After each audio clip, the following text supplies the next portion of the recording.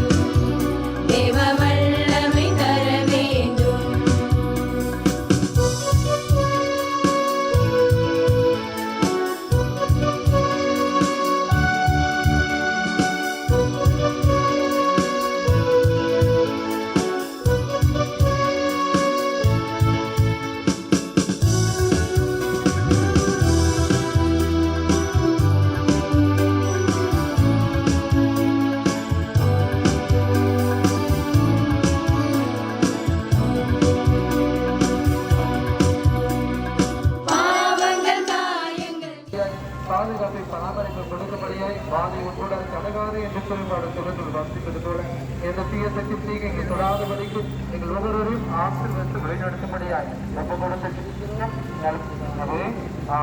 எல்லாம் இறைவன் தந்தை மகன் தூயாவியார் இங்கு கூடி வந்திருக்கிற ஒவ்வொருவரையும் இந்த பகுதி வழியாக பயணத்தில் ஒவ்வொருவர் ஆசீர்வதிப்பாராக.